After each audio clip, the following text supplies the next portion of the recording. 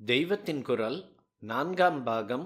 குருகுலம் கட்டிகாஸ்தானம். தர்மம் பிரம்மம். தர்மம் பிரம்மம் என்று இரண்டு. தர்மம் இகலோகத்தில் ஒழுங்காக வாழப் பண்ணுவது. பிரம்மம் பரலோக விஷயம். தர்மத்தின் வழியாக, தர்மத்துக்கான கர்மத்தின் வழியாகத்தான் ஒரு சாமானிய ஜீவன் பிரம்ம விசாரத்துக்கும் போக முடியும். தர்மம் என்ன என்று விசாரித்து அறிந்து அனுஷ்டிக்கவே பூர்வ மீமாம்சையாகிற கர்ம மார்க்க சாஸ்திரமும், பிரம்மத்தை பற்றி விசாரித்தறிந்து அனுபவிக்கவே உத்தர மீமாம்சையாகிற வேதாந்தமும் உள்ளன. அக்கால வித்யாசாலைகளில் வேதாந்தம் நிறைய சொல்லிக் கொடுத்தாலும் அது அடிப்படையாக அதிலே ஒரு பிடிப்பு ஏற்படுத்தி கொடுப்பதாகவே பெரும்பாலாருக்கு வைக்கப்பட்டது.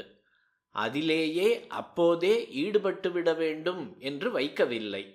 இகலோக வாழ்க்கையை நன்றாக நடத்தி, அதாவது தர்மத்தின் வழியிலே நடத்தி உரிய பக்குவம் பெற்ற பின்னரே ஒருத்தன் பூர்வத்தில் அறிவு ரீதியில் தெரிந்து கொண்ட ஆத்ம சாஸ்திரத்தில் பூர்ணமாக பிரவேசிக்கும்படியாகத்தான் பிரம்மச்சரிய ஆசிரமத்தின் வித்யாபியாசமும் பிறகு கிரகஸ்தாசிரமத்தின் வாழ்க்கை கிரமமும் உருவாக்கப்பட்டன.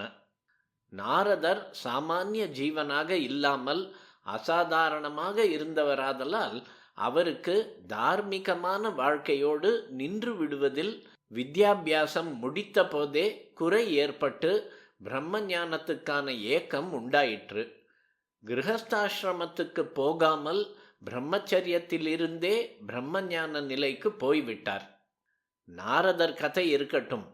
சாதாரணமான ஒரு மனுஷனை அதர்மத்தில் போக விடாமல் தர்மத்தில் செலுத்தி நல்ல தெய்வ பக்தியும் அத்தியாத்ம விஷயங்களில் அடிப்படையாக ஒரு பற்றும் கொள்ளும்படி ஆதிகால கல்வி முறை அமைக்கப்பட்டது. அது எப்படி காலக்கிரமத்தில் விஸ்தாரமாக வளர்ந்தது என்று சொன்னேன்.